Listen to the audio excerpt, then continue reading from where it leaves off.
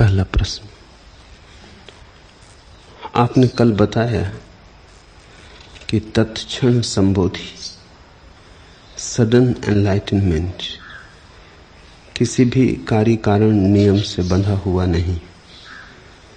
लेकिन यदि अस्तित्व में कुछ भी अकस्मात दुर्घटना की तरह नहीं घटता, तो संबोधि जैसी महानतम घटना कैसे इस तरह घट सकती है?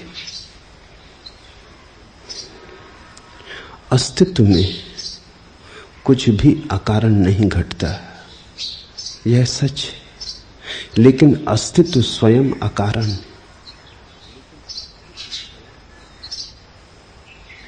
परमात्मा स्वयं अकारण है, उसका कोई कारण नहीं।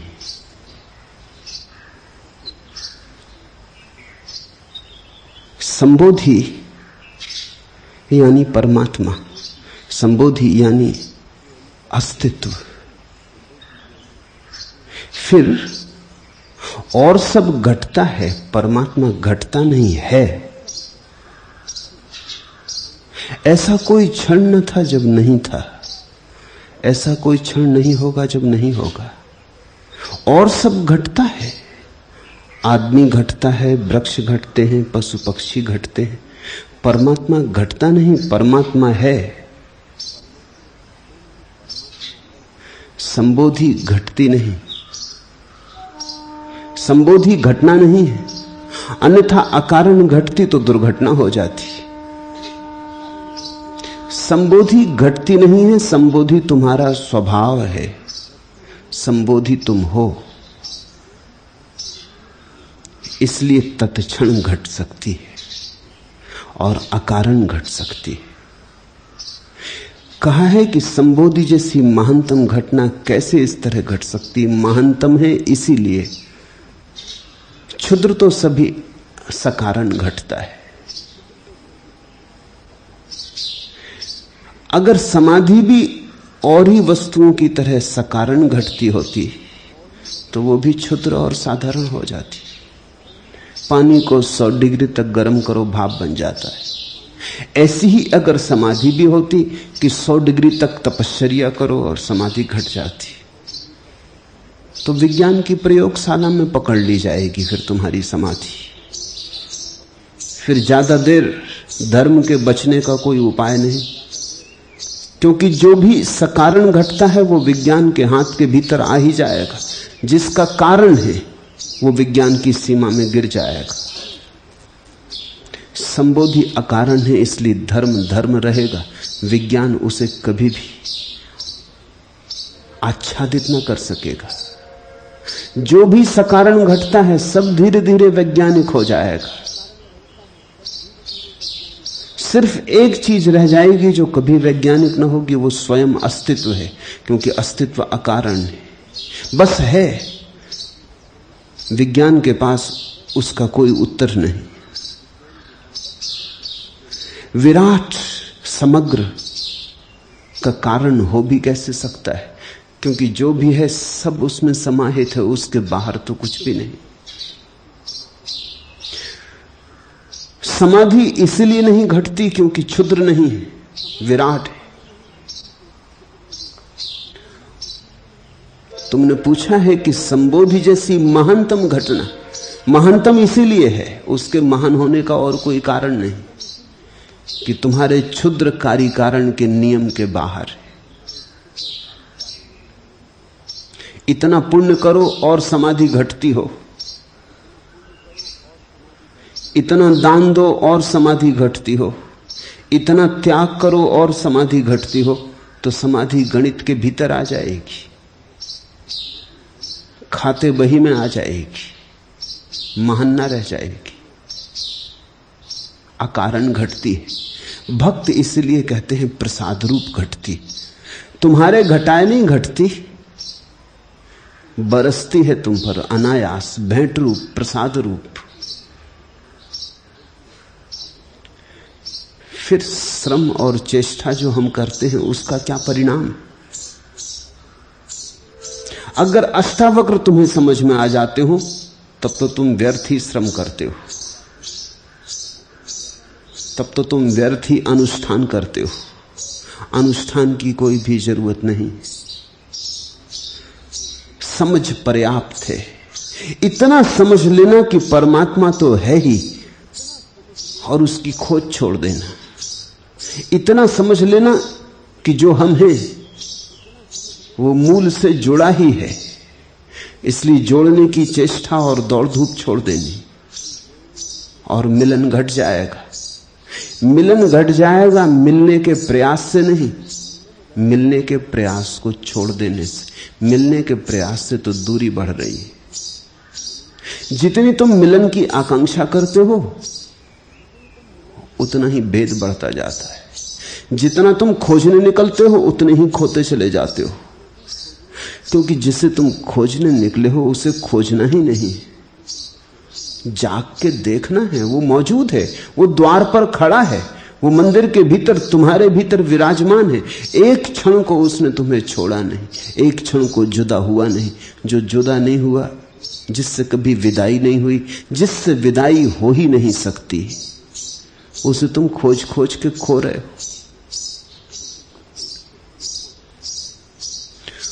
तो तुम्हारे अनुष्ठानों का एक ही परिणाम हो सकता है कि तुम थक जाओ,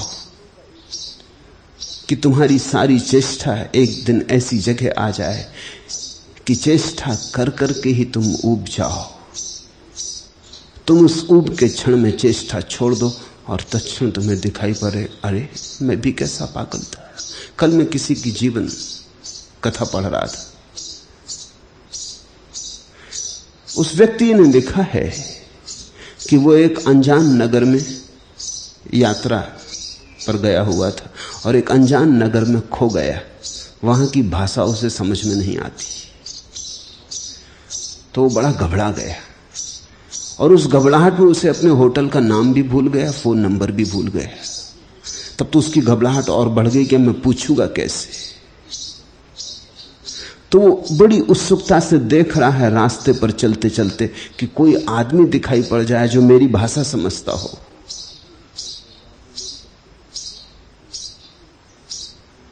पूरब का कोई देश, सुदूर पूर्व का, और ये अमेरिकन। वो देख रहा है कि कोई सफेद चमड़ी का आदमी दिख जाए जो मेरी भाषा समझता हो, या किसी दुकान पर अंग्रेजी में नाम पट्टे दिख जाए तो मैं वहां जाके पूछ लूं। वो इतनी आतुरता से देखता चल रहा है और पसीने पसीने हैं कि उसे सुनाई ही ना पड़ा कि उसके पीछे पुलिस की एक गाड़ी लगी हुई है और बार बार हॉर्न बजा रही, क्योंकि उस पुलिस की गाड़ी को भी शक हो गया है कि आदमी भटक गया है। 2 मिनट के बाद उसे हॉर्न सुनाई पड़ा। चौंक के वो खड़ा हो गया। पुलिस उतरी और उसने कहा कि तुम होश में हो कि बेहोश हो? हम 2 मिनट से हॉर्न बजा रहे हैं, हमें शक हो गया कि तुम भटक गए हो, खो गए हो। बैठो गाड़ी में। उसने कहा ये भी खूब रही, मैं खोज रहा था कि कोई बताने वाला मिल जाए, बताने वाले पीछे लगे थे, मगर मेरी खोज में मैं ऐसा तल्लीन था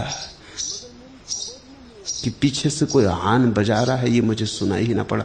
पीछे मैंने लौट के ही ना देखा। जिसे तुम खोज रहे हो वो तुम्हारे पीछे लगा है। निश्चित ही परमात्मा हार नहीं बजाता, जोर से चिल्लाता भी नहीं, क्योंकि जोर से चिल्लाना तुम्हारी स्वतंत्रता पर बाधा हो जाएगी। फुसफुसाता है कान में, गुपचुप कुछ कहता है, मगर तुम इतने व्यस्त हो, कहां उसकी फुसफुसाहट तुम्हें सुनाई पड़े। तुम इतने शोरगुल से भरे हो, तुम्हारे मन में इतना ऊहापोह चल रहा है, तुम खोज में इस तरह संलग्न हो। स्वामी रामतीर्थ ने कहा है, एक छोटी सी कहानी कही कि एक प्रेमी दूर देश गया, वो लौटा नहीं वापस। उसकी प्रेयसी राह देखती रही, देखती देखती थक गई। वो पत्र लिखता है, बार बार कहता है अब आता हूं, तब आता हूं, इस महीने, अगले महीने। वर्ष पर वर्ष बीतने लगे। एक दिन वो प्रेयसी तो घबरा गई। प्रतीक्षा की भी एक सीमा होती। उसने यात्रा की और वो उस परदेश के नगर पहुंच गई जहां उसका प्रेमी। पूछताछ करके उसके घर पहुंच गई। द्वार खुला है, सांझ का वक्त है, सूरज ढल गया है। वो द्वार पर खड़े होकर देखने लगी। बहुत दिन से अपने प्यारे को देखा नहीं। वो बैठा है सामने, मगर किसी गहरी तल्लीनता में डूबा है, कुछ लिख रहा है। वो इतना तल्लीन है कि प्रेयसी को भी लगा कि थोड़ी देर रुकूं, उसे बाधा न दूं, न मालूम किस विचार तंतु में कौन सी बात खो जाए। वो ऐसा भाव विभोर है, उसकी आंखों से आंसू बह रहे और वो कुछ लिख रहा है। वो लिखते ही चला जाता है। घड़ी बीत गई, 2 घड़ी बीत गई, तब उसने आंख उठा के देखी, उसे भरोसा ना आया। वो घबरा गया।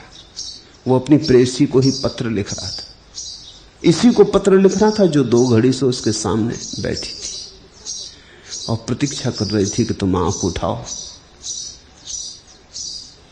उसे तो भरोसा ना आया। वो तो समझा कि कोई धोखा हो गया, कोई भ्रम हो गया, शायद कोई आत्मसम्मोहन। मैं इतना ज्यादा भावातिरेक में भरा हुआ इस प्रेयसी के संबंध में सोच रहा था, शायद इसीलिए एक सपने की तरह वो दिखाई पड़ रही। कोई भ्रम तो नहीं। उसने आंखें पोंछी। वो प्रेयसी हंसने लगी। उसने कहा कि क्या सोचते हो, मुझे क्या भ्रम समझते हो? वो कब गया?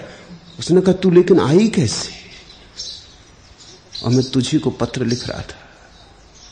पागल, तूने रोका क्यों नहीं? तू सामने थी और मैं तुझी को पत्र लिख रहा था। परमात्मा सामने है और हम उसी से प्रार्थना कर रहे हैं कि मिलो। हे प्रभु, तुम कहां हो? आंखों से आंसू बह रहे हैं, लेकिन हमारी आंसुओं की दीवाल के कारण जो सामने है दिखाई नहीं पड़ रहा है। हम उसी को तलाश रहे हैं। तलाश के कारण ही हम उसे खो रहे हैं। अष्टावक्र की बात तो बड़ी सीधी साफ है। कहते हैं बंद करो ये लिखा पढ़ी, बंद करो अनुष्ठान। समाधि घटती नहीं। हां, अगर समाधि भी एक घटना होती तो फिर कार्य कारण से घटती। कार्य कारण से घटती तो बाजार की चीज हो जाती। समाधि अछूती और कुंवारी, बाजार में बिकती नहीं। तुमने कभी ख्याल किया, तुम्हारा बाजारू दिमाग परमात्मा को भी बाजार में रख लेता है। तुम सोचते हो कि इतना करेंगे तो परमात्मा मिल जाएगा, जैसे कोई सौदा है। पुण्य करेंगे तो परमात्मा मिल जाएगा। तुम्हारे तथाकथित साधु संत भी तुमसे यही कहे चले जाते हैं, पुण्य करो अगर परमात्मा को पाना है। जैसे परमात्मा को पाने के लिए कुछ करना पड़ेगा, जैसे परमात्मा बिना किए मिला हुआ नहीं है। जैसे परमात्मा को खरीदना है, मूल्य चुकाना पड़ेगा। इतने पुण्य करो, इतनी तपस्या, इतना ध्यान, इतना मंत्र जप, तब मिलेगा। बाजार में रख लिया तुमने, बिकने वाली एक चीज बना दी। खरीदार खरीद लेंगे, जिनके पास है पुण्य वो खरीद लेंगे, जिनके पास पुण्य नहीं है वो वंचित रह जाएंगे। पुण्य के सिक्के चाहिए, खनखनाओ पुण्य के सिक्के तो मिलेगा। अष्टावक्र कह रहे हैं क्या पागलों जैसी बात कर रहे हो? पुण्य से मिलेगा परमात्मा तो खरीदारी हो गई। पूजा से मिलेगा परमात्मा तो तुमने तो खरीद लिया, प्रसाद कहां रहा? और जो कारण से मिलता है वो कारण अगर खो जाएगा तो फिर खो जाएगा। जो अगर कारण से मिलता हो तो कारण के मिट जाने से फिर छूट जाएगा। तुमने धन कमा लिया, तुमने खूब मेहनत की, तुमने खूब स्पर्धा की, बाजार में धन कमा लिया, लेकिन क्या तुम सोचते हो धन कमाया हुआ टिकेगा? चोर से चुरा सकते। चोर का मतलब है जो तुमसे भी ज्यादा जीवन को दांव पे लगा देता। दुकानदार भी मेहनत करता है, लेकिन चोर अपना जीवन भी दांव पे लगा देता। वो कहता लो हम मरने मारने को तैयार हैं लेकिन लेके जाएंगे, तो वो ले जाता है। जो कारण से मिला है वो तो छूट सकता है, परमात्मा अकारण मिलता है। लेकिन हमारा अहंकार मानता नहीं। हमारा अहंकार कहता अकारण मिलता है तो इसका मतलब ये कि जिन्होंने कुछ भी नहीं किया उनको भी मिल जाएगा। ये बात हमें बड़ी कष्टकर मालूम होती कि जिन्होंने कुछ भी नहीं किया उनको भी मिल जाएगा। वहां सामने अरूप बैठ के हंस रहे, वो कल मुझसे कह रहे थे कि कुछ करने का मन नहीं होता। मैंने कहा चलो ना करने में डूबो, परमात्मा को पाने के लिए करने की जरूरत क्या है। कहो भी तो भरोसा नहीं आता, क्योंकि हमारा मन कहता बिना किए तो क्षुद्र चीजें नहीं मिलती। मकान नहीं मिलता, कार नहीं मिलती, दुकान नहीं मिलती, धन पद प्रतिष्ठा नहीं मिलती। परमात्मा मिल जाएगा बिना किए, भरोसा नहीं आता। करना तो पड़ेगा ही, कोई तरकीब होगी इसमें। इस ना करने को भी करना पड़ेगा। इसलिए तो हम ऐसे ऐसे शब्द बना लेते हैं, कर्म में अकर्म, अकर्म में कर्म, मगर हम कर्म को डाल ही देते। अकर्म में कर्म करेंगे इस भांति, मगर करेंगे जरूर। बिना किए कहीं मिलेगा। मैं तुमसे कहता हूं, वही अष्टावक्र कह रहे हैं, मिला ही हुआ है। मिलने की भाषा ही गलत है। मिलने की भाषा में तो दूरी आ गई, जैसे छूट गया। छूट जाए तो तुम क्षण भर जी सकते हो, परमात्मा से छूट के कैसे जियोगे? परमात्मा से छूट के तो तुम्हारी वही गति हो जाएगी जो मछली की सागर से छूट के हो जाती। फिर मछली तो सागर से छूट भी सकती है, क्योंकि सागर के अलावा कुछ और स्थान भी हैं, लेकिन तुम परमात्मा से कैसे छूटोगे? वही है, बस वही है, सब जगह वही है, सब जगह उसी में है। तुम छूटोगे कहां, जाओगे कहां? किनारा है कोई परमात्मा का? सागर ही सागर है, उसके बाहर होने का उपाय नहीं। अष्टावक्र तुमसे कह रहे हैं, तुम कभी उससे दूर गए ही नहीं हो, इसलिए घट सकता है अकारण। खोया ही ना हो तो मिलना हो सकता है अकारण। संबोधि कोई घटना नहीं, स्वभाव है। लेकिन ऐसा कहीं हो सकता कि बिना किए प्रसाद बरस जाए? हम बड़े दीन हो गए हैं जीवन के अनुभव से। यहां तो कुछ भी नहीं मिलता बिना किए, तो हम बड़े दीन हो गए। हम तो सोच भी नहीं सकते कि परमात्मा और बिना किए मिल सकता है। हमारी दीनता सोच नहीं सकती। हम दीन नहीं हैं। इसलिए तो जनक कहते हैं कि अहो मैं आश्चर्य हूं, मुझको मेरा नमस्कार, मुझको मेरा नमस्कार। इसका अर्थ हुआ कि भक्त और भगवान दोनों मेरे भीतर हैं। दो कहना भी ठीक नहीं, एक ही मेरे भीतर है। भूल से उससे मैं भक्त समझता हूं, जब भूल छूट जाती है तो उसे भगवान जान लेता हूं। ऐसा ही समझो कि तुम्हारे कमरे में तुमने 2 कुर्सियां ले जाके रखी, फिर और 2 कुर्सियां ले जाके रखी, गलती से तुमने जोड़ ली 5, मगर कमरे में तो 4 ही हैं। तुम चाहे गलती से 5 जोड़ो, चाहे 6, चाहे 50 जोड़ो, तुम्हारे गलत जोड़ने से कमरे में कुर्सियां 5 नहीं होती, कुर्सियां तो 4 ही। तुम चाहे 3 जोड़ो, चाहे 5 जोड़ो, तुम्हारा 3-5 तुम जानो, कुर्सियों के इससे कोई फर्क नहीं पड़ता। कुर्सियां तो 4 ही हैं। ये तुम जो सोच रहे हो कि परमात्मा को खोजना है, ये तुम्हारा 3-5। परमात्मा तो मिला ही हुआ है, कुर्सियां तो 4 ही हैं। जब भी गणित ठीक बैठ जाएगा तुम कहोगे अहो पहले 5 कुर्सियां थी अब 4 हो गई, ऐसा तुम कहोगे। तुम कहोगे बड़ी भूल हो रही थी, कुर्सियां तो सदा से 4 थी, मैंने 5 जोड़नी थी, भूल सिर्फ जोड़ने की थी। भूल अस्तित्व में नहीं है, भूल केवल स्मरण में। भूल अस्तित्व में नहीं है, भूल केवल तुम्हारे गणित में, भूल ज्ञान में। इसलिए अष्टावक्र कहते हैं कुछ करने का सवाल नहीं है। 5 कुर्सियों को 4 करने के लिए 1 कुर्सी बाहर नहीं ले जानी, या 3 तुमने जोड़ी हैं तो 4 करने को 1 बाहर से नहीं लानी। कुर्सियां तो 4 ही हैं, सिर्फ भूल है जोड़ तोड़ की। जोड़ तोड़ ठीक बिठा लेना है, तो जब जोड़ ठीक बैठ जाएगा तो तुम क्या कहोगे कि अकारण 3 से कुर्सियां 4 हो गई, अकारण 5 से 4 हो गई। नहीं तब तुम हंसोगे, तुम कहोगे होने की तो बात ही नहीं, वो थी ही। भूल सिर्फ हम सोचने की कर रहे थे, सिर्फ भूल मन की थी, अस्तित्व की नहीं थी। भक्त तुम अपने को जानते हो, ये जोड़ की भूल। इसलिए तो अर्जुन कह सके अहो मेरा मुझको नमस्कार। कैसा पागल मैं, कैसा आश्चर्य कि अपने ही माया मोह में भटका रहा। जो सदा था उसे न जाना और जो कभी भी नहीं था उसे जान लिया। रस्सी में सांप देखा, सीपी में चांदी देखी,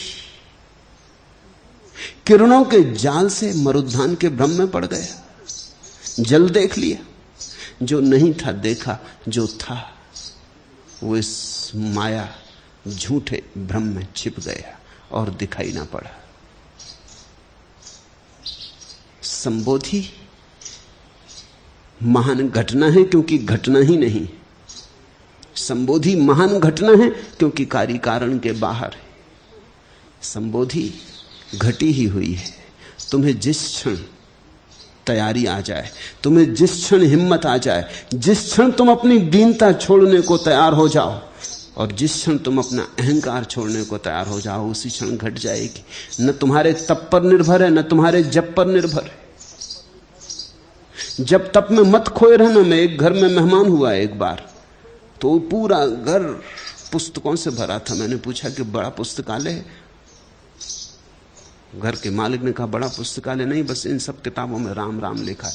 बस मैं जन्म भर से यही कर रहा हूं, पुस्तकें खरीदता हूं, राम राम राम राम दिन भर लिखता रहता हूं। इतने करोड़ बार लिख चुका हूं, इसका कितना पुण्य होगा? आप तो कुछ कहें, इसका क्या पुण्य होगा? इसमें पाप भला हो। इतनी कापियां बच्चों के काम आ जाती हैं स्कूल में, तुमने खराब कर दी। तुम पूछ रहे हो पुण्य?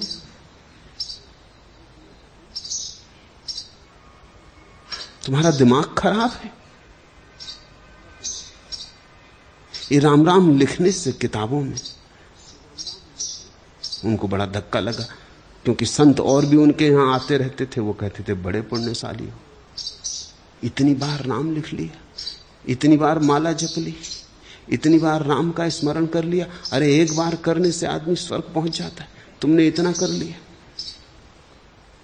मुझसे नाराज हुए तो फिर मुझे कभी दोबारा नहीं बुलाया। ये आदमी किस काम का जो कहता पाप हो गए। उनको बड़ा धक्का लगा। उन्होंने कहा आप हमारे भाव को बड़ी चोट पहुंचाते।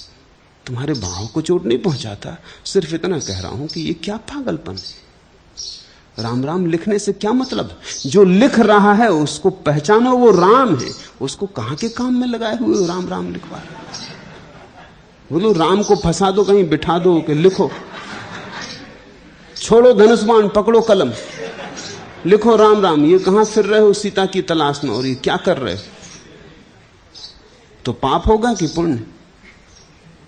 और रामचंद्र जी अगर भले आदमी मान लें कि चलो ठीक, अभी आदमी पीछे पड़ा, ना लिखें तो बुरा ना मान जाए, तो बैठे राम राम लिख रहे, तो उनका जीवन तुमने खराब किया। तुम भी जब लिख रहे हो तो तुम राम से ही लिखवा रहे हो। ये कौन है जो लिख रहा है? इसे पहचानो। ये कौन है जो रटन लगाए हुए है राम राम की? ये कहां उठ रही रट? उसी गहराई में उतरो। अष्टावक्र कहते हैं वहां तुम राम को पाओगे।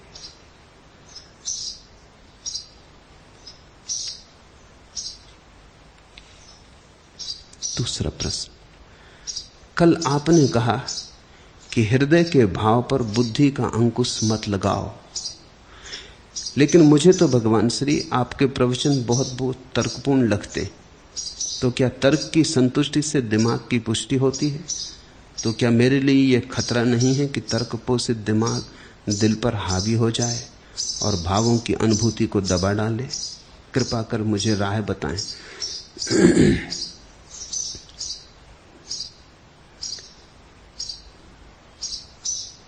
मैं जो बोल रहा हूं वो निश्चित ही तर्कपूर्ण है,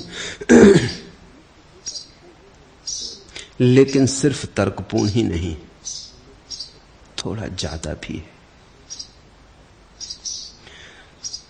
तर्कपूर्ण बोलता हूं तुम्हारे कारण, थोड़ा ज्यादा जो है वो मेरे कारण।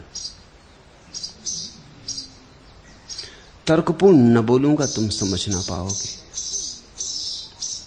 वो जो तर्कातीत है वो न बोलूंगा तो बोलूंगा ही नहीं, बोलने में सार क्या फिर। तो जब मैं बोल रहा हूं तो मेरे बोलने में दो हैं, तुम हो और मैं हूं। सुनने वाला भी है और बोलने वाला भी है। अगर मेरा बस चले तो मैं तर्कातीत ही बोलूं, तर्क बिल्कुल छोड़ दूं, लेकिन तब तो मुझे पागल समझोगे, तब तुम्हारी समझ में कुछ भी ना आएगा। तब तो तुम्हें लगेगा ये तो तर्क शून्य, शोरगुल हो गया।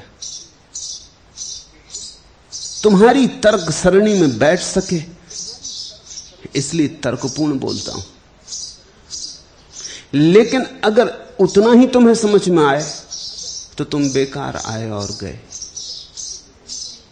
ऐसा समझो कि जैसे चम्मच में हम दवा भरते हैं और तुम्हारे मुंह में डाल देते। चम्मच नहीं डाल देते, तर्क की चम्मच में जो तर्कातीत है वो डाल रहा हूं। तुम चम्मच मत गटक जाना, नहीं और झंझट में पड़ जाओगे। चम्मच का उपयोग कर लो, लेकिन चम्मच में जो भरा है उस रस को पियो। तर्क की तो चम्मच है, तर्क का तो सहारा है, क्योंकि तुम अभी इतनी हिम्मत में नहीं हो कि तर्कातीत को सुन सको। अगर तर्कातीत ही सुनना है तो पक्षियों के गीत सुन के भी वही काम हो जाएगा जो अष्टावक्र की गीता सुनने से होता है। वे तर्कातीत है। हवाओं का वृक्षों से गुजरना, सरसराहट की आवाज, सूखे पत्तों का राह पर उड़ना, खड़खड़ाहट की आवाज, नदी की धारा में उठती आवाज, आकाश में मेघों का गर्जन, वो सब तर्कातीत है। अष्टावक्र बोल रहे आठों दिशाओं से,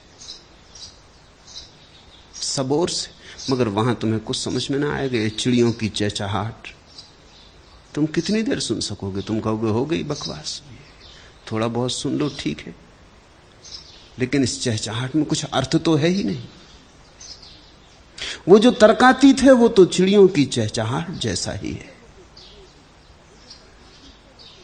लेकिन तुम्हारे तक पहुंचाने के लिए सेतु बनाता हूं तर्क का।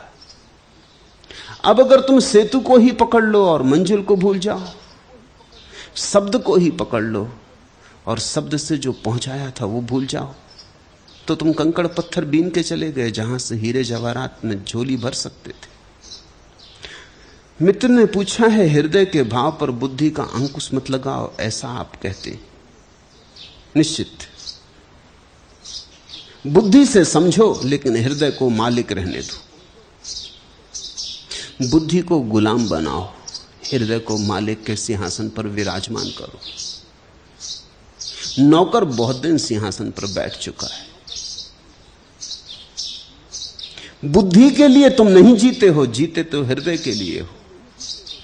इसलिए तो बुद्धि से कभी भराव नहीं आता। कितने ही बड़े गणितज्ञ हो जाओ, उससे थोड़ी हृदय को शांति मिलेगी। और कितने ही बड़े तर्कनिष्ठ विचारक हो जाओ, उससे थोड़ी प्रफुल्लता जगेगी। और कितना ही दर्शन शास्त्र इकट्ठा कर लो, उससे थोड़ी समाधि बनेगी। हृदय मांगेगा प्रेम, हृदय मांगेगा प्रार्थना। हृदय की अंतिम मांग तो समाधि की रहेगी कि लाओ समाधि, लाओ समाधि। बुद्धि ज्यादा से ज्यादा समाधि के संबंध में तर्क जाल ला सकती, समाधि के संबंध में सिद्धांत ला सकती। लेकिन सिद्धांतों से क्या होगा? कोई भूखा बैठा है, तुम पाक शास्त्र देते हो उसे कि इसमें सब लिखा है, पढ़ लो, मजा करो। वो पढ़ता भी है, भूख लगी चलो शायद यही काम करे। बड़े बड़े सुस्वादु भोजनों की चर्चा है, कैसे बनाओ, कैसे तैयार करो, मगर इससे क्या होगा? वो पूछता है कि पाकशास्त्र से क्या होगा? भोजन चाहिए, भूखे को भोजन चाहिए, प्यासे को पानी चाहिए। तुम प्यासे आदमी को लिख के दे दो, उसको लगी प्यास, और तुम लिख के दे दो H2O, ये पानी का सूत्र। वो आदमी कागज लेके बैठा रहेगा, क्या होगा? ऐसे तो लोग राम राम लिए बैठे। सब मंत्र H2O जैसे। निश्चित ही पानी ऑक्सीजन और हाइड्रोजन से मिलकर बनता है, लेकिन कागज पे H2O लिखने से प्यास नहीं बुझती। तर्क से समझो, हृदय से पियो। तर्क का सहारा ले लो, लेकिन बस सहारा ही समझना, उसी को सब कुछ मत मान लेना। मालिक हृदय को रहने दो। प्रेम और प्रार्थना में, पूजा और अर्चना में, ध्यान और समाधि में बुद्धि बाधा ना दे, इसका स्मरण रखना। सहयोगी जितनी बन सके उतना शुभ है। इसलिए तो तर्क के सहारे तुमसे बोलता हूं कि तुम्हारी बुद्धि को फुसला लूं, राजी कर लूं। तुम 2 कदम राजी होकर हृदय की तरफ चले जाओ, वहां थोड़ा सा भी स्वाद आ जाएगा तो मगन हो जाओगे। फिर तुम खुद ही बुद्धि की चिंता छोड़ दोगे। स्वाद जब आ जाता है तो शब्दों की कौन फिक्र करता है। लेकिन मुझे तो भगवान श्री आपके प्रवचन बहुत बहुत तर्कपूर्ण लगते हैं। वे तर्कपूर्ण हैं। मेरी पूरी चेष्टा है कि तुमसे जो कहूं वो तर्कपूर्ण हो।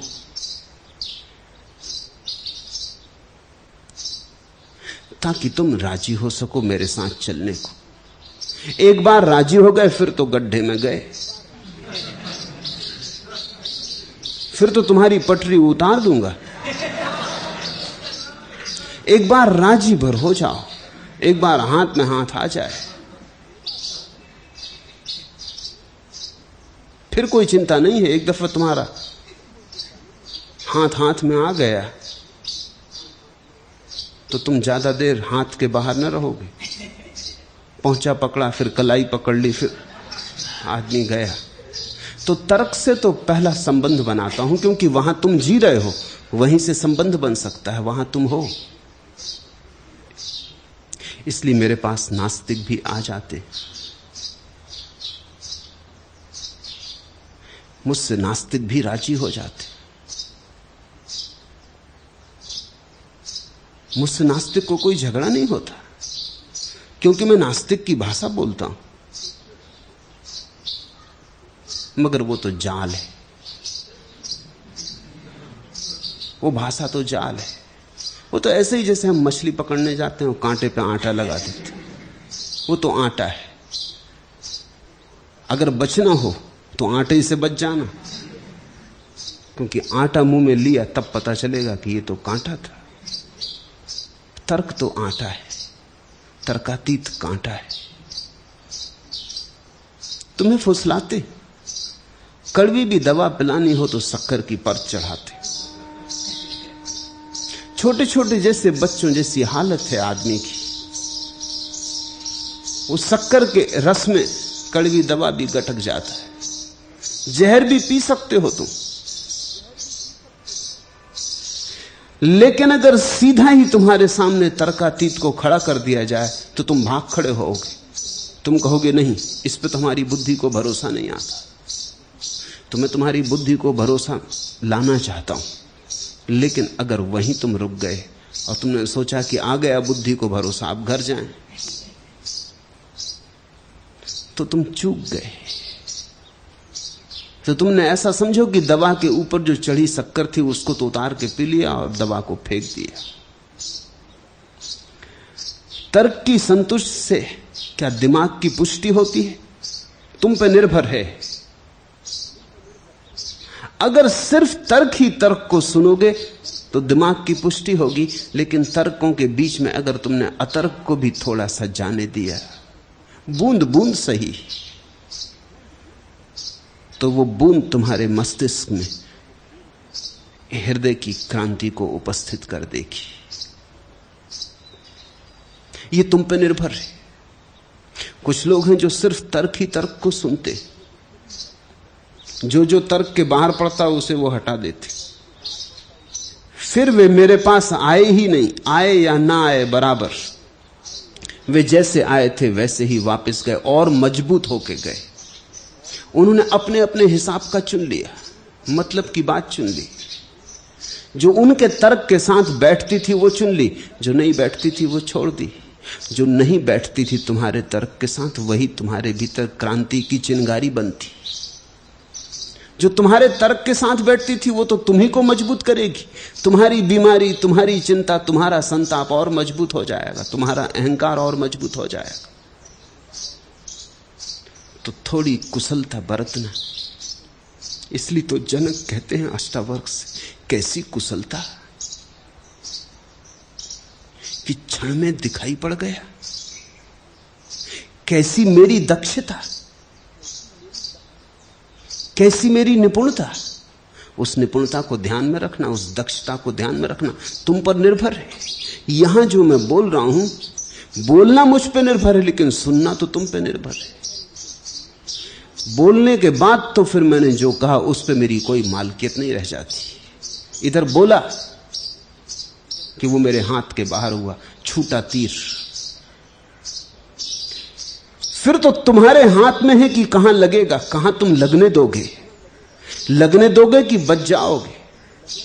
बुद्धि में लगने दोगे तो तुम यहां से और भी पंडित होकर लौट जाओगे और तर्क कुशल हो जाओगे, विवाद में और प्रवीण हो जाओगे। मगर चूक गए तो हृदय में लगने देते तो तुम और आनंदित होते, तुम और अहोभाव से भरते, तो धन्यता का द्वार खुलता, तो प्रसाद की वर्षा की थोड़ी संभावना बढ़ती, तो अमृत की तरफ तुम थोड़े सड़कते। 2 कदम तुमने उठाए होते उस अंतिम पड़ाव की तरफ। पंडित होके मत लौट जाना,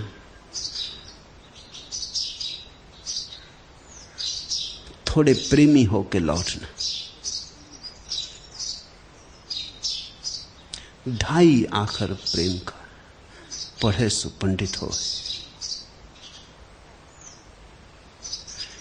वो 2.5 अक्षर जो प्रेम के हैं वो मत भूलना। तो सुनो मेरे तर्क को, राजी हो मेरे तर्क से, पर साधन की भांति। साध्य यही है कि एक दिन तुम हिम्मत जुटा लोगे और तर्कातीत में छलांग लगा दोगे। तर्क के माध्यम से तुम्हें वहां तक ले चलूंगा जहां तक तुम्हारी बुद्धि जा सकती। फिर सीमांत आएगा, फिर सीमा आएगी, फिर तुम्हारे ऊपर निर्भर होगा। सीमा पर खड़े होकर तुम देख लेना अपना अतीत और अपना भविष्य। फिर तुम देख लेना पीछे जिस बुद्धि में तुम चल के आए हो वो, और आगे जो संभावना खुलती है वो। आगे की संभावना हृदय की है। विचार से कभी कोई जीवन की संपदा को उपलब्ध नहीं हुआ। ध्यान से, साक्षी भाव से, प्रेम से, प्रार्थना से, भक्ति के रस से कोई उपलब्ध हुआ है। फिर तुम्हारे हाथ में, अगर तुम्हें बंजर रेगिस्तान रह जाना हो, तुम्हारी मर्जी, तुम मालिक हो अपने। लेकिन एक बार तुम्हें मैं किनारे तक ले आऊं जहां से तुम्हें सुंदर उपवन दिखाई पड़ने लगे, हरियालियां, घाटियां और वादियां और पहाड़, हिमशिखर। बस एक दफा तुम्हें दिखा देना है वहां तक लाके, फिर तुम्हारी मौज। फिर लौट जाना तो लौट जाना, लेकिन तब तुम जानोगे कि अपने ही कारण लौटे हो, तब उत्तरदायित्व तुम्हारा है। तो तुम्हारे तर्क को मैं वहां तक ले चलता हूं जहां से तुम्हें पहली झलक मिल जाए स्वर्ण शिखरों की, जहां से तुम्हें पहली दफा आकाश का थोड़ा सा दर्शन हो जाए। फिर वो दर्शन तुम्हारा पीछा करेगा, फिर वो मंडराएगा तुम्हारे भीतर, फिर वो पुकार बढ़ती चली जाएगी। फिर धीरे धीरे जो बूंद बूंद गिरा था वो बड़ी धार की तरह गिरने लगेगा। तुम बच नहीं सकोगे, क्योंकि एक बार हृदय की थोड़ी सी भी झलक मिल जाए तो फिर बुद्धि कूड़ा कचरा है। जब तक झलक नहीं मिली तब तक कूड़ा कचरा ही हीरा जवाहरात मालूम होता है। क्या मेरे लिए यह खतरा नहीं है कि तर्क पोषित दिमाग दिल पर हावी हो जाए? खतरा है। जरा सजगता रखना। हम चाहें तो राह में पड़े हुए पत्थर को बाधा बना सकते हैं और वहीं रुक जाएं, और हम चाहें तो राह में पड़े पत्थर को सीढ़ी बना सकते हैं, उस पर चढ़ जाएं और पार हो जाएं। तुम पर निर्भर है कि तुम तर्क पोषित मस्तिष्क को बाधा बनाओगे कि सीढ़ी बनाओगे। जिन्होंने सीढ़ी बनाई वे महायात्रा पर निकल गए, जिन्होंने बाधा बना ली वे डबरे बन के रह गए। नास्तिक एक डबरा है, आस्तिक सागर की तरफ दौड़ती हुई सरिता है। नास्तिक सड़ता है, जैसे ही पानी की धारा बहने से रुक जाती वैसे ही सड़ान शुरू हो जाती। पानी निर्मल होता है जब बहता रहता है, लेकिन बहने के लिए तो सागर चाहिए, नहीं तो बहोगे क्यों? बहने के लिए परमात्मा चाहिए, नहीं तो बहोगे क्यों? कुछ है ही नहीं पाने को, कुछ है ही नहीं होने को, जो हो गया बस वही काफी है। इसे ख्याल रखना। दुनिया में दो तरह के लोग हैं, दुनिया दो तरह के वर्गों में विभाजित है। एक वर्ग है जो बाहर की चीजों से कभी संतुष्ट नहीं, ये मकान तो दूसरा चाहिए, इतना धन तो और धन चाहिए, ये स्त्री तो और तरह की स्त्री चाहिए, जो बाहर की चीजों से कभी संतुष्ट नहीं। और भीतर, जिसके भीतर कोई असंतोष नहीं, भीतर जिसके भीतर असंतोष उठता ही नहीं, बस बाहर ही बाहर असंतोष, ये सांसारिक आदमी। फिर एक और दूसरे तरह का आदमी है जो बाहर जो भी है उससे संतुष्ट है, लेकिन भीतर जो है उससे संतुष्ट नहीं। उसके भीतर एक ज्वाला है, एक दिव्य असंतोष। वो सतत प्रक्रिया में, सतत रूपांतरण में, सतत क्रांति में से जीता है। तर्कनिष्ठता तुम्हारी क्रांति में सहयोगी बने, तुम्हें रूपांतरित करे, इतना ख्याल रखना। जहां तर्क पत्थर बनने लगे और क्रांति में रुकावट डालने लगे, वहां तर्क को छोड़ना, क्रांति को मत छोड़ना। मैं कह सकता हूं अंतिम निर्णय तुम्हारे हाथ में।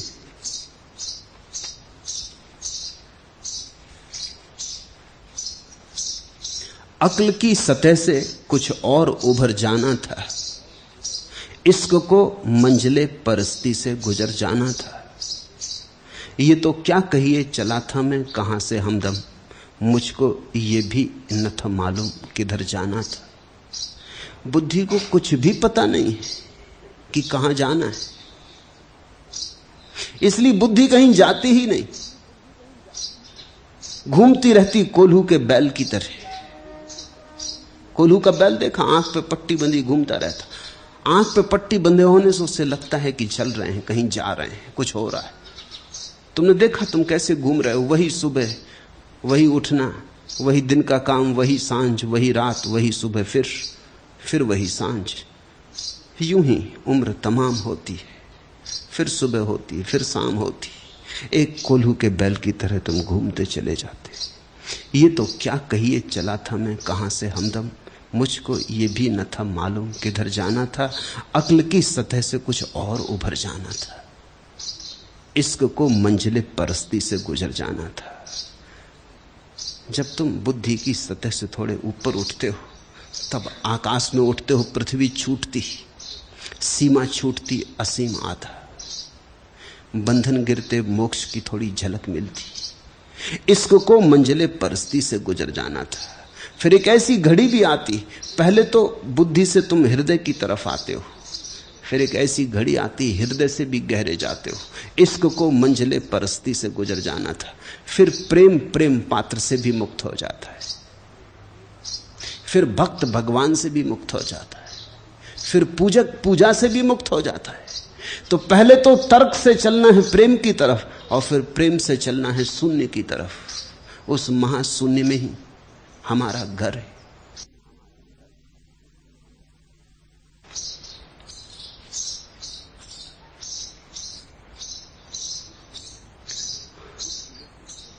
बुद्धि में तुम हो, हृदय में तुम्हें होना है। इसलिए बुद्धि से मैं शुरू करता हूं, हृदय की तरफ तुम्हें ले चलता हूं। जो हृदय में पहुंच गए हैं उनको वहां भी नहीं बैठने देता, उनको कहता हूं चलो आगे और आगे। हर नए क्षण को पुराने की तरह एक परिचित प्रीति गाने की तरह वक्ष में भर तार पर तार बोते चलो, और बीती रागनी रीते नहीं, इस तरह हर तार के होते चलो। नए कदम अज्ञात में, अनजान में, अपरिचित में उठाना है। परिचित में ही मत अटके रह जाना। बुद्धि का क्या अर्थ होता है, तुमने सोचा कभी? जो तुम जानते हो उसका जोड़। बुद्धि का क्या अर्थ होता है? इतना ही कि तुम्हारा अतीत का संग्रह। बुद्धि में वही तो संग्रहित है जो तुमने सुना, पढ़ा, जाना, अनुभव किया। जो हो चुका है वही तो संग्रहित है। जो अभी होने को है उसका तो बुद्धि को कोई भी पता नहीं। तो बुद्धि तो अतीत है, जा चुका, मृत। बुद्धि तो राख है। बुद्धि में ही अटक गए तो तुम अतीत के ही रास्तों पर भटकते रहोगे, ज्ञात में ही चलते रहोगे। अज्ञात में गति है, ज्ञात में गति नहीं है। कोल्हू के बैल की तरह भ्रमण है। हृदय का अर्थ है अज्ञात, अनजान, अपरिचित, अभियान। पता नहीं क्या होगा, पक्का नहीं, क्योंकि जाना ही नहीं कभी, तो पक्का कैसे होगा। नक्शा हाथ में नहीं, अज्ञात की यात्रा। न मील के पत्थर हैं वहां, न राह पर खड़े पुलिस के सिपाही हैं मार्ग बताने को। लेकिन जो आदमी अज्ञात की तरफ यात्रा करता है वही परमात्मा की तरफ यात्रा करता है। परमात्मा इस जगत में सबसे ज्यादा अज्ञात घटना है, जिसे हम जान के भी कभी जान नहीं पाते, जो सदा अनजाना ही रह जाता है। जानते जाओ फिर भी अनजाना रह जाता है। जितना जानो उतना ही लगता है और जानने को शेष है। चुनौती बढ़ती ही जाती है। शिखर पर नए शिखर उभरते ही आते। एक शिखर पर चढ़ते वक्त लगता है कि आ गई मंजिल, जब शिखर पर पहुंचते हैं तो सिर्फ और बड़ा शिखर आगे दिखाई पड़ता। एक द्वार से गुजरते हैं, नए द्वार सामने आ जाते। इसलिए तो हम परमात्मा को अनंत रहस्य कहते हैं। रहस्य का अर्थ जिसे हम जान भी लेंगे फिर भी जान ना पाएंगे। इसलिए तो हम कहते हैं परमात्मा बुद्धि से कभी उपलब्ध नहीं, क्योंकि बुद्धि तो उसी को जान सकती जो जानने में चूक जाता है। परमात्मा चूकता नहीं। तो तुम चूक मत जाना बुद्धि के साथ। तुम मुर्दा अतीत के साथ बंधे मत रह जाना। तुम किसी लाश से अपने को बांध लो तो तुमको समझ में आएगा कि बुद्धि की क्या हालत है। एक लाश से अपने शरीर को बांध लो तो वो लाश तो मरी हुई है, उसकी वजह से तुम भी ना चल पाओगे, उठ ना पाओगे, बैठ ना पाओगे, क्योंकि वो लाश सड़ रही है, गल रही है और वो बोझ बनी। बुद्धि लाश है, हृदय नया अंकुर है, नव अंकुर जीवन के। और जाना तो है हृदय के भी पार। हर नए क्षण को पुराने की तरह, एक परिचित प्रीति गाने की तरह वक्ष में भर तार पर तार बोते चलो, और बीती रागनी रीते नहीं, इस तरह हर तार के होते चलो, हर नए कदम के होते चलो, और हर आने वाली संभावनाओं के लिए वक्ष खुला रखो। स्वागतम, हृदय तैयार रखो। अनजान जब पुकारे तो सकुशाना मत, अपरिचित जब बुलाए तो ठिठकना मत, अज्ञेय जब द्वार पर दस्तक दे तो भयभीत मत होना, चल पड़ना। यही धार्मिक व्यक्ति का लक्षण है।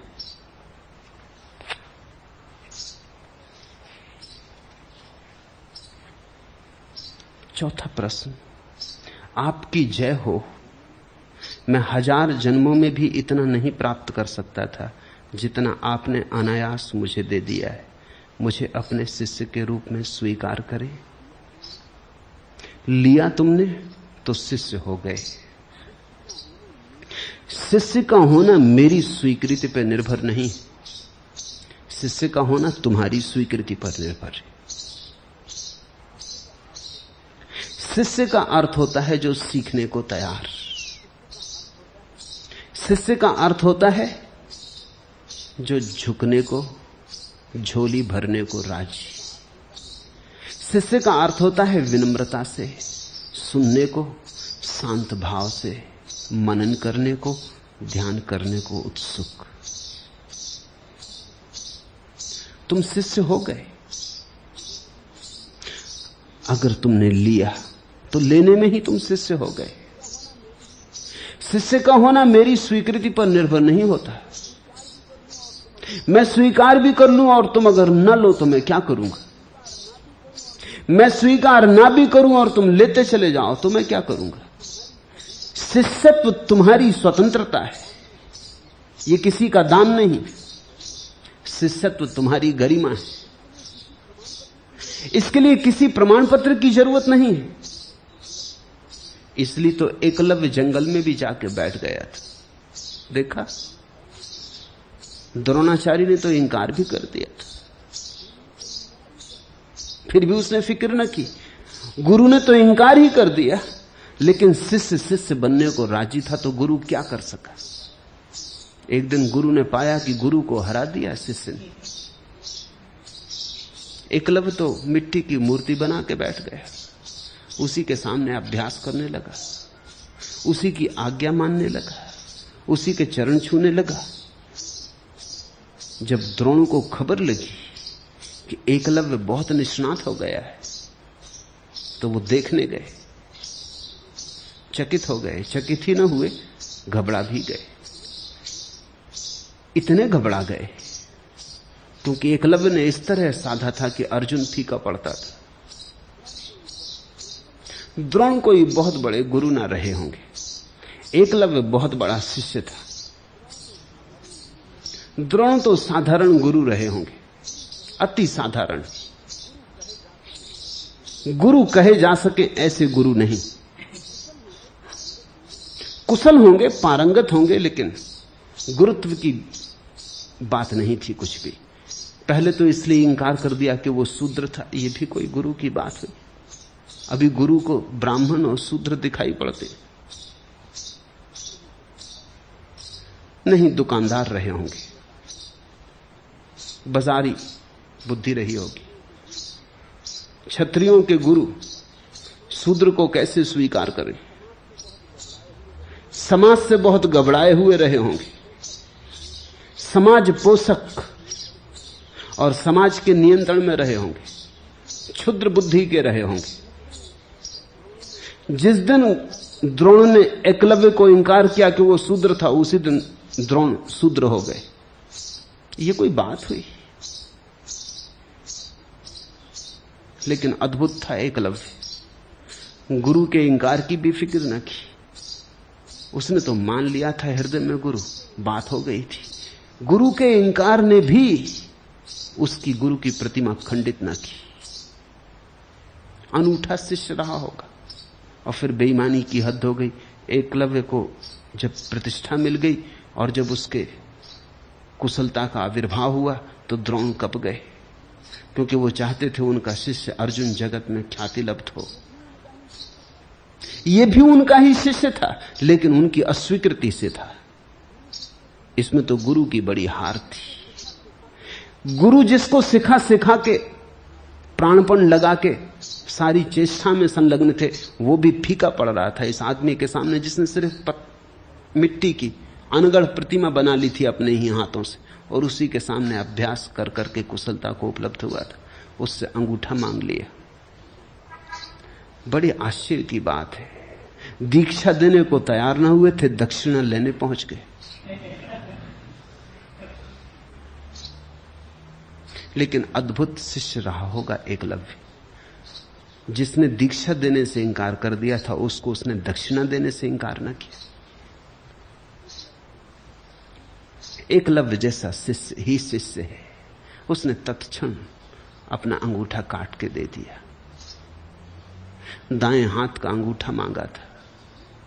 चालबाजी थी, राजनीति थी कि अंगूठा कट जाएगा तो एकलव्य की धनुर्विद्या व्यर्थ हो जाएगी। ये द्रोण निश्चित ही दुष्ट प्रकृति के व्यक्ति रहे होंगे। गुरु तो दूर, इनको सज्जन कहना भी कठिन। ये भी क्या चाल खेली और भोले भाले शिष्य से खेली। और फिर भी हिंदू गुरु द्रोण को माने चले जाते हैं, गुरु कहे चले जाते हैं। सिर्फ ब्राह्मण होने से थोड़ी कोई ब्राह्मण होता है। ब्राह्मण था एकलव्य और द्रोण शूद्र थे, उनकी वृत्ति शूद्र की। उस ब्राह्मण एकलव्य ने काट के दे दिया अपना अंगूठा, जरा भी नानुच न की, ये भी ना कहा कि ये क्या मांगते हैं आप। देते वक्त इंकार किया था, तुमसे मैंने कुछ सीखा भी नहीं है।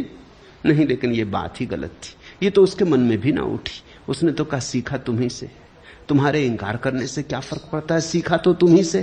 तुम इंकार करते रहे, फिर भी तुम्ही से सीखा। देखो तुम्हारी प्रतिमा बनाए बैठा हूं तो तुम्हारा ऋणी। अंगूठा मांगते हो, अंगूठा तो क्या, प्राण भी मांगो तो दे दूंगा। अंगूठा दे दिया। शिष्य होना तुम पर निर्भर है। ये किसी की स्वीकृति अस्वीकृति की बात नहीं। तो अगर तुम्हें लगता है कि खूब तुम्हें मिला तो बात हो गई। इसी भाव में गहरे बने रहना। शिष्य का भाव कभी खोना मत, तो अपूर्व तुम्हारा विकास होगा, मिलता ही चला जाएगा। शिष्यत्व तो सीखने की कला है।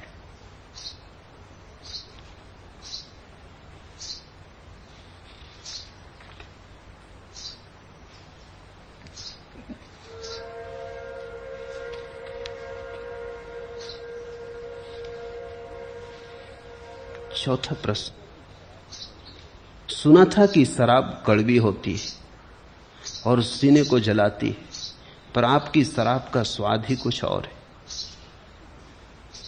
तो जिस शराब से तुम परिचित रहे वो शराब ना रही होगी, क्योंकि शराब ना तो कड़वी होती और ना सीने को जलाती। और जो सीने को जलाती है और कड़वी है वो शराब का धोखा है, शराब नहीं। तो तुम्हें शराब का पहली दफे ही स्वाद आया।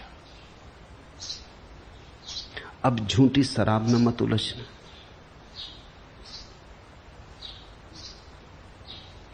अब तुम पहली दफा मधुशाला में प्रविष्ट हुए। अब अपने हृदय को पात्र बनाना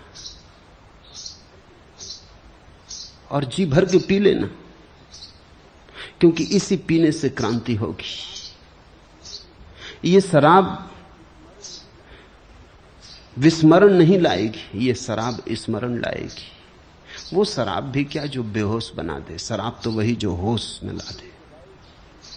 ये शराब तुम्हें जगाएगी, ये शराब तुम्हें उससे परिचित कराएगी जो तुम्हारे भीतर छिपा बैठा है। ये शराब तुम्हें तुम बनाएगी। बाहर से शायद तुम दूसरे लोगों को पियक्कड़ मालूम पड़ो, घबराना मत। तुम्हारी मस्ती शायद बाहर के लोग गलत भी समझें, पागल समझें, बेहोश समझें। तुम फिक्र मत करना, कसौटी तुम्हारे भीतर है। अगर तुम्हारा होश बढ़ रहा हो तो दुनिया कुछ भी समझे, तुम फिक्र मत करना। मजाज की कुछ पंक्तियां हैं। मेरी बातों में मसीहाई है, लोग कहते हैं कि बीमार हूं मैं। खूब पहचान लो असरार हूं मैं, जिनसे उल्फत का तलबगार हूं मैं। इश्क ही इश्क है दुनिया मेरी, फितनाए अक्ल से बेजार हूं मैं। ऐब जो हाफिज और खय्याम में था, हां कुछ उसका भी गुनहगार हूं मैं। जिंदगी क्या है गुनाह आदम, जिंदगी है तो गुनहगार हूं मैं। मेरी बातों में मसीहाई है, लोग कहते हैं कि बीमार हूं मैं।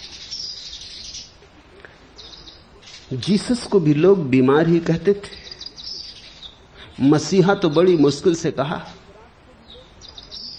सुकरात को भी लोग पागल ही कहते थे, तभी तो जहर दिया। मंसूर को लोगों ने बुद्धिमान थोड़ी माना, अन्यथा फांसी लगाते। और अष्टावक्र की तो कथा मैंने तुमसे कही, खुद बाप ही इतने नाराज हो गए कि अभिशाप दे दिया कि 8 अंगों से तिरछा हो जा। जीसस तो 33 साल जमीन पर रहे तब सूली लगी।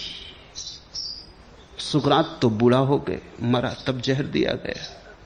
महावीर और बुद्ध पे पत्थर फेंके गए, ठीक, लेकिन अष्टावक्र की तो पूछो, अभी जन्मा भी नहीं और अभिशाप मिला। अभी गर्भ में ही था कि जीवन विकृत कर दिया गया। और किसी दूसरे ने किया होता तो भी ठीक था, क्षमा योग्य था। खुद अपने ही बाप ने कर दिया। जो जन्म देने जा रहा था वही नाराज हो गया। ज्ञान की बात लोगों को जमती नहीं, ज्ञान की बात लोगों को कष्ट देती है। मस्ती में आया हुआ आदमी लोगों को बेचैनी से भरता है। तुम दुखी हो, किसी को कोई अड़चन नहीं, मजे से दुखी रहो। लोग कहते हैं दिल खोल के दुखी रहो, कोई हर्जा नहीं। बिल्कुल ऐसा होना चाहिए, वैसा हो रहा है। तुम हंसे कि लोग बेचैन हुए। हंसी स्वीकृत नहीं। लोगों को शक होता है कि पागल हुए। कहीं होशियार आदमी हंसते, कहीं समझदार आदमी हंसते देखे, कहीं बुद्धिमान आदमियों को नाचते देखा, गीत गुनगुनाते देखा। बुद्धिमान आदमी गंभीर होते, लंबे उनके चेहरे होते, उदास उनकी वृत्ति होती।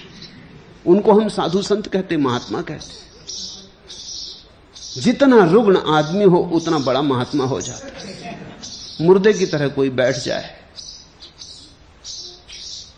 रुग्ण दीनहीन, लोग कहते हैं कैसी तपस्या, कैसा त्याग। एक गांव में मैं गया था। कुछ लोग एक महात्मा को ले आए मुझसे मिलाने। वो कहने लगे बड़े अद्भुत है, भोजन तो कभी कभार लेते, सोते भी ज्यादा नहीं,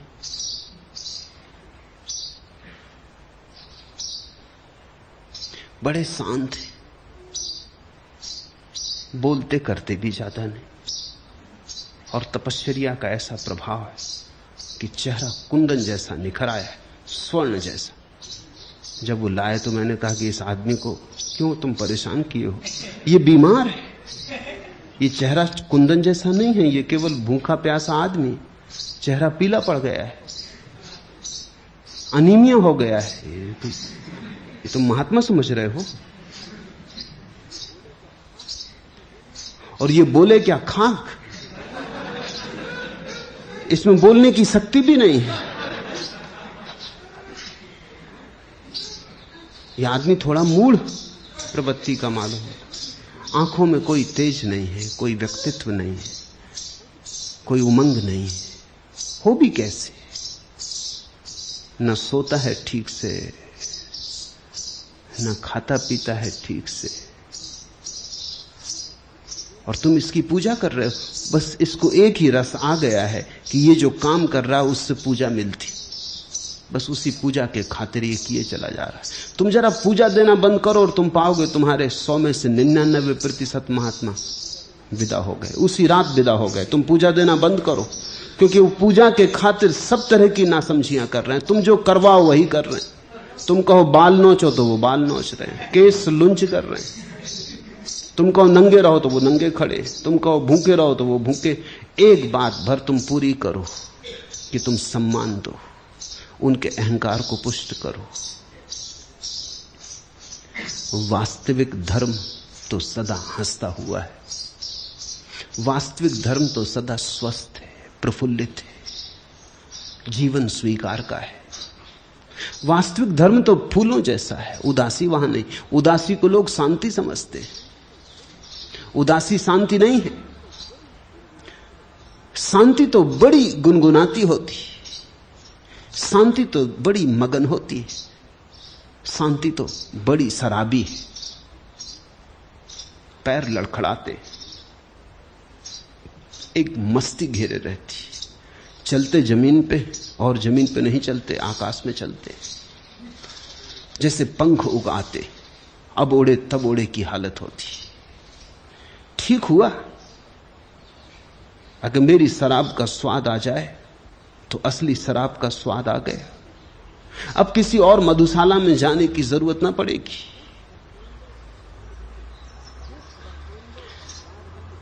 खूब पहचान लो असरार हूं मैं, जिनसे उल्फत का तलबगार हूं मैं। बस एक ही प्यास रखो, जिनसे उल्फत, प्रेम नाम की वस्तु की।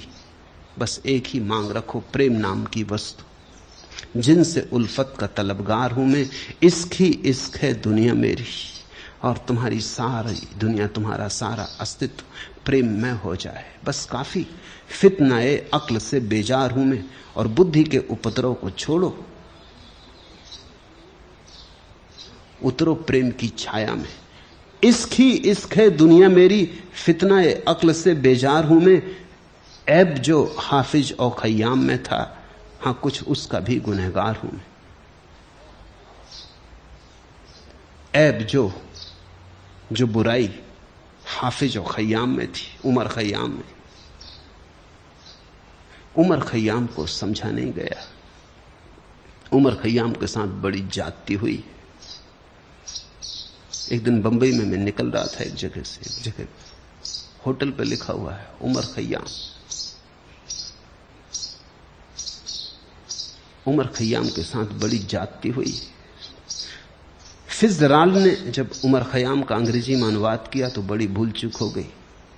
फिट्जराल्ड समझ नहीं सका उमर खय्याम को, समझ भी नहीं सकता था, क्योंकि उमर खय्याम को समझने के लिए सूफियों की मस्ती चाहिए, सूफियों की समाधि चाहिए। उमर खय्याम एक सूफी संत, थोड़े से पहुंचे हुए महापुरुषों में एक, बुद्ध और अष्टावक्र और कृष्ण और जरथुस्त्र की कोटि का आदमी।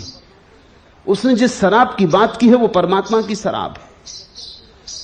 उसने जिस हुस्न की चर्चा की है वो परमात्मा का हुस्न है।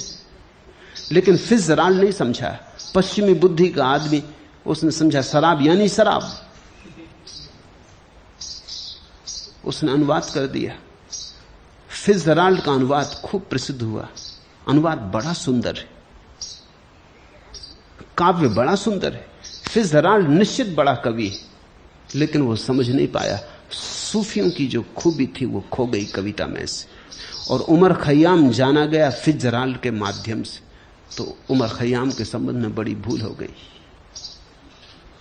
उमर खय्याम ने शराब कभी पी ही नहीं, किसी मधुशाला में कभी गया नहीं, लेकिन उसने कोई एक शराब जरूर पी, जिसको पी लेने के बाद और सब शराबें फीकी पड़ जाती। गया एक मधुशाला में, जिसको हम मंदिर कहें, जिसको हम प्रभु का मंदिर कहें। ऐब जो हाफिज और खय्याम में था, हां कुछ उसका भी गुनहगार हूं। मजाज खुद भी, जिनकी ये पंक्तियां हैं, उमर खय्याम को गलत समझा। वो भी यही समझा कि शराब यानी शराब। मजाज शराब पी पी के मरा। जिस शराब की तुम बात कर रहे हो कि जो हृदय को जलाती और कड़वी और तिक्त होती, मजाज उसी को पी पी के जवानी में मरा, बुरी तरह मरा, बड़ी बुरी मौत हुई। मैं जिस शराब की बात कर रहा हूं, कहीं गलती से तुम कुछ और मत समझ लेना। जो भूल उमर खय्याम के साथ हुई वो मेरे साथ मत कर लेना, उसकी संभावना है। मैं तुमसे कहता हूं, भोगो जीवन को साक्षी भाव से। साक्षी भाव को छोड़ देने का मन होता है, भोगने की बात पकड़ में आ जाती।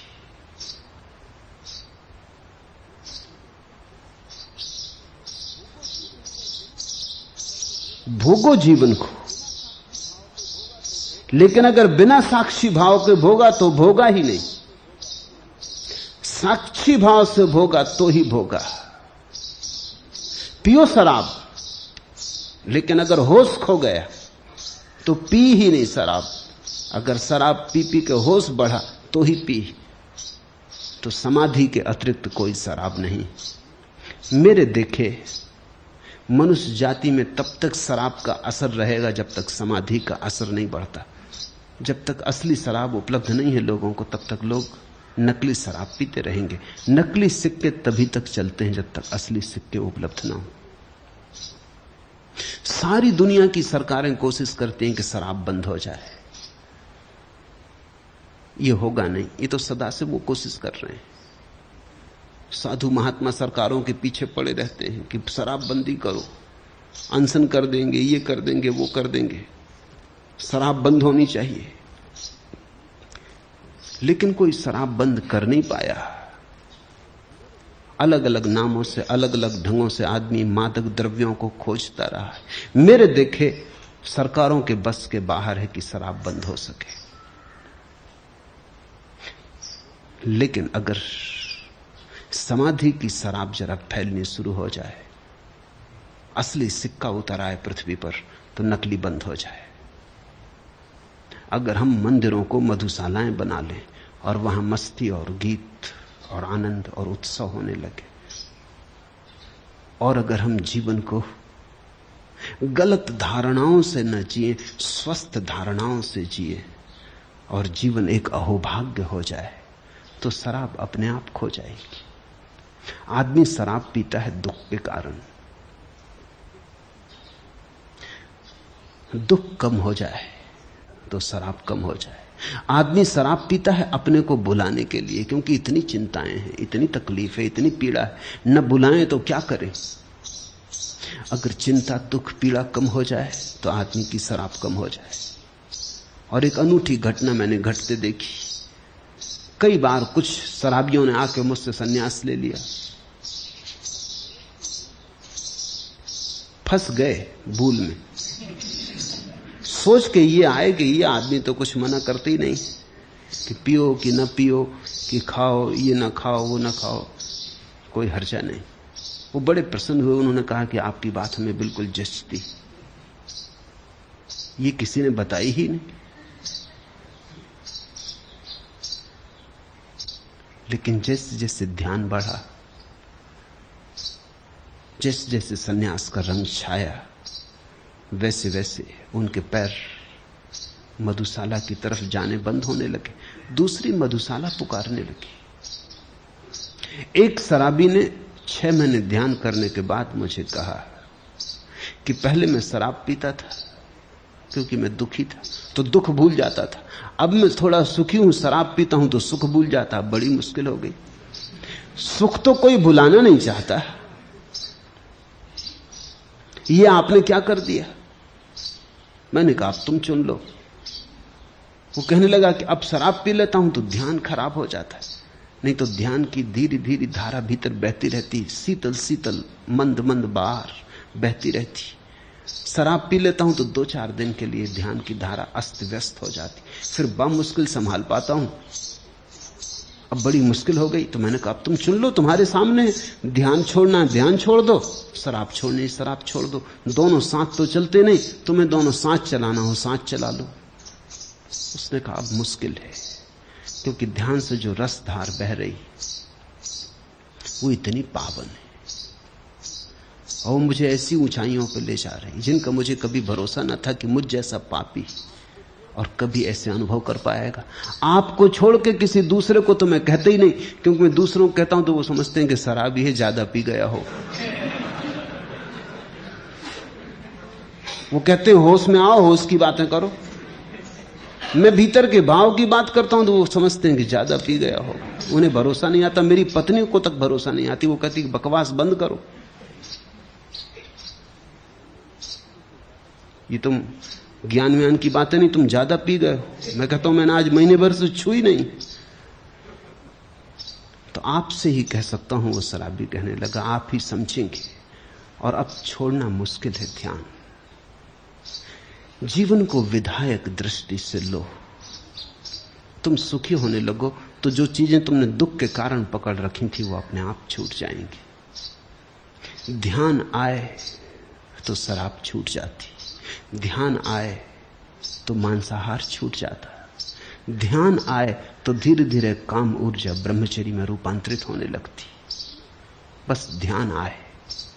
तो मैं ध्यान की शराब पीने को तुमसे कहता, समाधि की मधुशाला में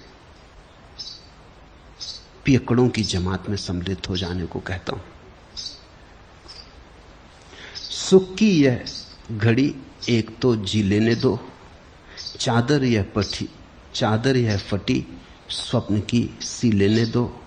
ऐसी तो घटा फिर न कभी छाएगी, प्याला ना सही आंख से पी लेने दो। इस सत्संग में तुम पियो, प्याला न सही आंख से। इस सत्संग में तुम पियो, इस सत्संग से तुम मदहोश होके लौटो। लेकिन ये जो मदहोशपन है, इसमें तुम्हारा होश ना खोए। मस्ती हो और भीतर होश का दिया जलाओ। ऐसी तो घटा फिर न कभी छाएगी, प्याला ना सही आंख से पी लेने दो।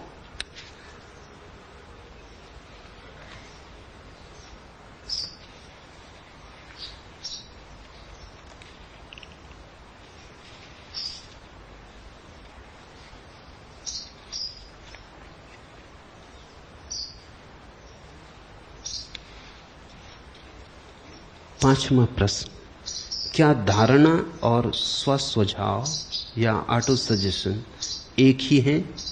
धारणा और स्वभाव या बोध में क्या भेद है?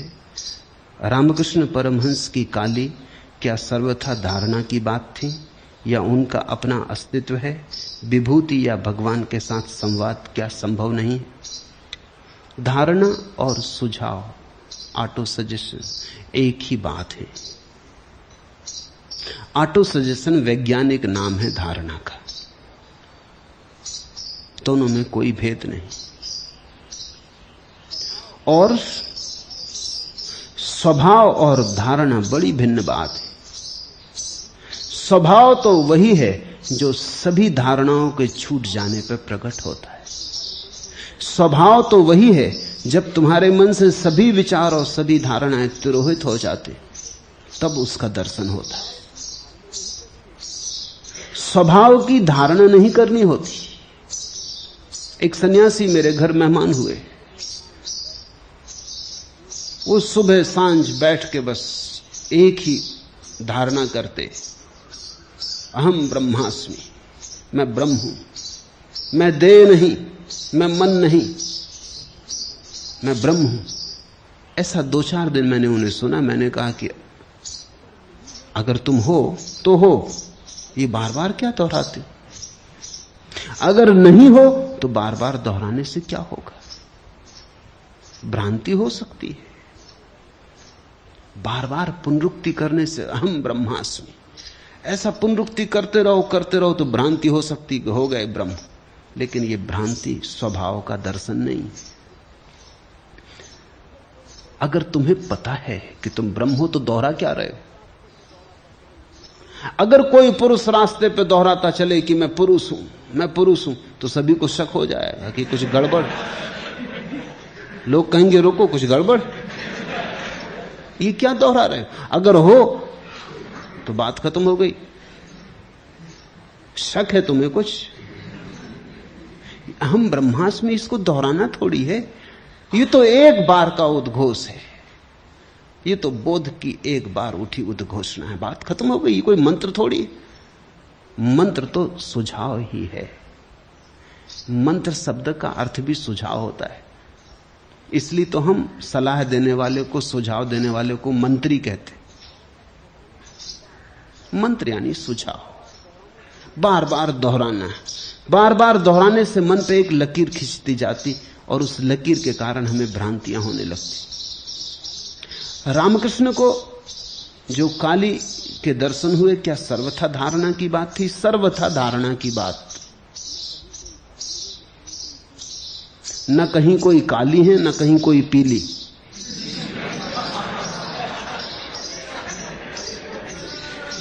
सब मन की धारणा है और सब धारणाएं गिरनी चाहिए। इसलिए तो रामकृष्ण की जब काली की धारणा गिर गई तो उन्होंने कहा अंतिम बाधा गिर गई। अपनी ही धारणा थी। और जब रामकृष्ण ने तलवार उठा के अपनी काली की धारणा को काटा, तो क्या तुम सोचते हो खून वगैरह निकला? कुछ नहीं निकला। धारणा भी झूठी थी, तलवार भी झूठी थी। झूठ से झूठ की टकराहट हुई, कुछ और हुआ नहीं।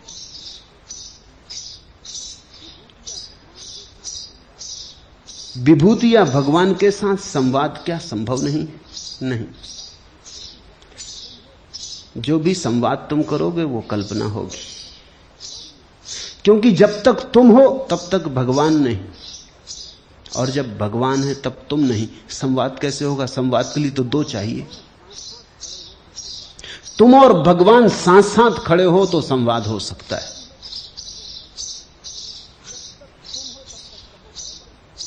जब तक तुम हो तब तक कहां भगवान,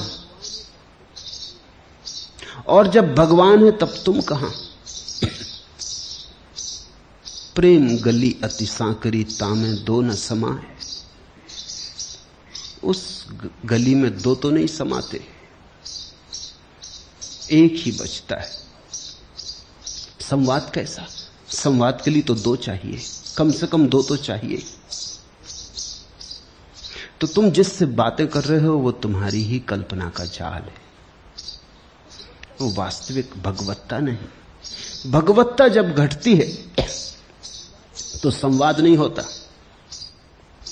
निनाद होता है, संवाद नहीं। एक जिसको पूर्व के मनीषियों ने अनाहत नाद कहा है, वो होता है एक गुनगुनाहट, पर एक में ही होती है गुनगुनाहट, कोई दूसरे से बातचीत नहीं हो रही। ओंकार की ध्वनि का उठना, लेकिन वो किसी दूसरे से बातचीत नहीं हो रही, दूसरा तो कोई बचता नहीं। कभी किसी भक्त ने भगवान का दर्शन नहीं किया। जब तक भगवान का दर्शन होता रहता है तब तक भक्त भी मौजूद है, तब तक कल्पना का ही दर्शन है। इसलिए तो ईसाई जीसस से मिल लेता है, जैन महावीर से मिल लेता है, हिंदू राम से मिल लेता है।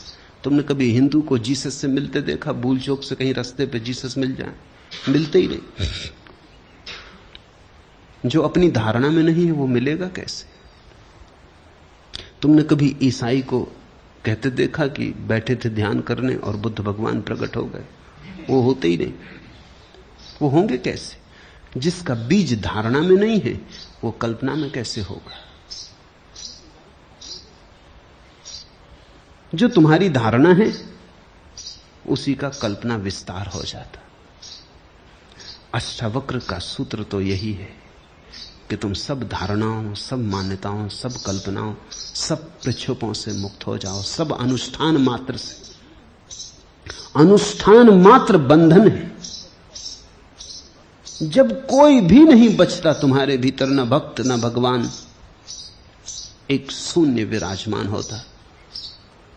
उस शून्य में अहिर्निश एक आनंद की वर्षा होती। उस घड़ी कैसा संवाद, कैसा विवाद नहीं, सब संवाद कल्पना के ही है। कभी रात मुझे घेरती है, कभी मैं दिन को टेरता हूं, कभी एक प्रभा मुझे हेरती है, कभी मैं प्रकाश कण बिखेरता हूं। कैसे पहचानूं कब प्राण स्वर मुखर है, कब मन बोलता है? मैं तुमसे कहूंगा पहचान सीधी है। जब भी कुछ बोले मन ही बोलता है, जब भी कुछ दिखाई पड़े मन ही दिखाई पड़ता है। जब कुछ भी दिखाई ना पड़े, कुछ भी न बोले, तब जो बचा वही अमन, वही समाधि। जब तक अनुभव हो तब तक मन है। इसलिए परमात्मा का अनुभव ये शब्द ठीक नहीं, क्योंकि अनुभव मात्र तो मन के होते, अनुभव मात्र तो द्वंद्व और द्वैत के होते हैं, द्वि के होते हैं। जब अद्वैत बचा तो कैसा अनुभव? इसलिए आध्यात्मिक अनुभव ये शब्द ठीक नहीं। जहां सब अनुभव समाप्त हो जाते हैं वहां अध्यात्म है। नहीं तो तुम खेल खेलते रह सकते हो। ये खेल धूप छाया का खेल है। जो तुम श्रद्धा नमन बनो तो मैं सुरभित चंदन बन जाऊं। यदि तुम पावन प्रतिमा हो तो मैं जीवन का अर्घ चढ़ाऊं। तुम तो छिपे सीप मोती से, मैं सागर का ज्वार बन गया। जो तुम स्वाति बूंद बन बरसो, मैं 100 सावन पी जाऊं। अंजुरी भर सपनों की आशा, खोज रही जीवन परिभाषा। जो तुम मंगल दीप बनो तो मैं जीवन की ज्योति जलाऊं। मौन साध आतुर अभिलाषा, खोल रही नैनों की भाषा। जो तुम चरण धरो धरणी पर, मैं मोतिन से हंस चुगाऊं। कस्तूरी मृग की सी छलना, झुला रही मायावी पलना। जो तुम मानस दीप धरो तो मैं 100 बंधन बन जाऊं। पर यह सब कल्पना का खेल।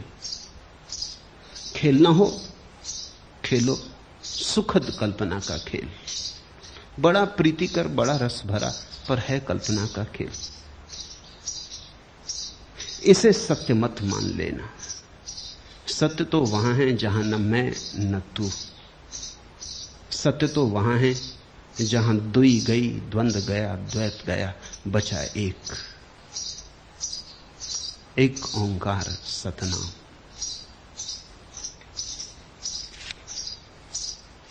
आखिरी प्रश्न। भगवान श्री कोटि कोटि नमन। आबू की पावन पहाड़ी पर आपके वरद हस्त की छाया में आने का सौभाग्य हुआ। तब से कितना खोया है, कितना पाया है, उसका हिसाब नहीं। धन्य धन्य हो गया है जीवन। प्रश्न बनता नहीं, जबरदस्ती बना रहा हूं। आपके मुखारविंद से शिविर समापन के दिन 2 शब्द सुनने के लिए बेचैन हो रहा हूं। भिक्षा पात्र में 2 फूल डालने की अनुकंपा आज जरूर करें। 2 क्यों, 3 सही। हरि ओम तत्सत। आज इतना है।